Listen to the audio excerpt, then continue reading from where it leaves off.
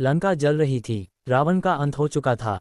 युद्ध के मैदान में विजय का परचम राम ने लहराया था, पर उस लहराती हुई विजय के पीछे कितनी स्त्रियों की पीड़ा, टूटे सपने और मौन विलाप थे, इसे कोई न जान सका।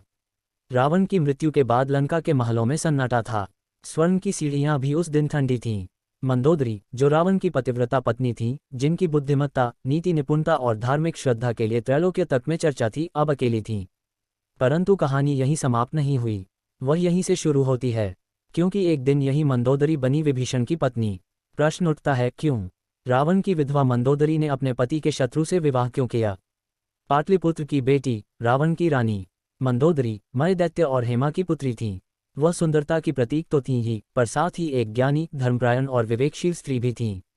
उन्होंने रावण से विवाह राजनीतिक और सांस्कृतिक दृष्टि से किया था, पर जीवन भर उसे धर्म के मार्ग पर चलाने का प्रयास करती रहीं। रावण की अति अहंकारी प्रवृत्ति से वह हमेशा व्यथित रहती थी, विशेषकर जब उसने सीता माता का हरण किया। मंदोदरी ने उसे रोका, समझाया, पर रावण ने अपने अहंकार की अग्नि में सब कुछ जला दिया। मंदोदरी के भीतर उस दिन से ही एक विष बुझने लगा था। उसने जान लिया था कि रावण अब पतन की ओर बढ़ रहा है। युद्ध की छाया और विभीषण का धर्म। राम रावण युद्ध में जब विभीषण ने धर्म को चुना और अपने भाई के अन्याय का विरोध किया, तब पूरे लंका ने उसे धोखेबाज कहा। पर मंदोदरी ने उस दिन ही समझ लिया था कि इस पथ का अंत धर्म की विजय में ही होगा। मंदोदरी विभीषण की धर्मनिष्ठा से प्रभावित थीं।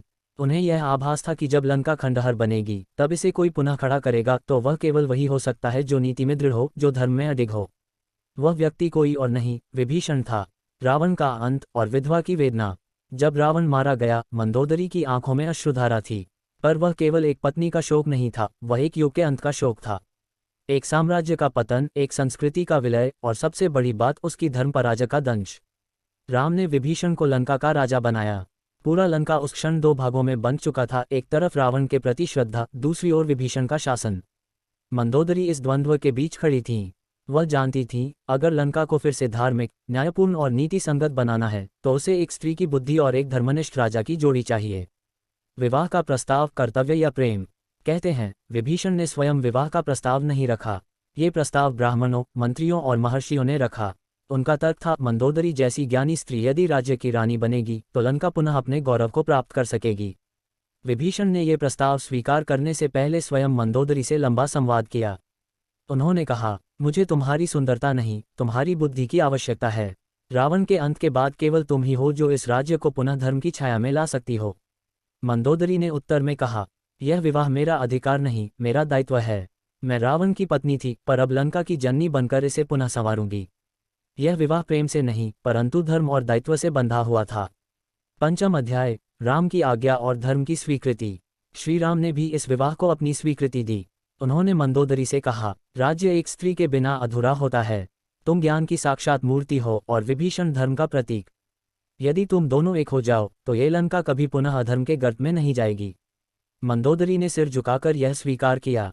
उनके लिए यह विवाह न पुनर्विवाह था, न कोई सामाजिक रस्म, यह एक यज्ञ था, जिसमें उन्होंने अपने अहंकार, व्यक्तिगत शोक और वैधव्य को आहुति दी।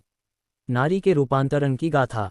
मंदोदरी ने विभीषण के साथ विवाह किया, पर यह विवाह केवल व्यक्तिगत नहीं था, ये पूरे समाज के लिए एक संदेश था। एक स्त्री यदि चाह ले, तो वह युद्ध के बाद भी न केवल शोक मना सकती है, बल्कि समाज को पुनः सुसंस्कृत भी कर सकती है।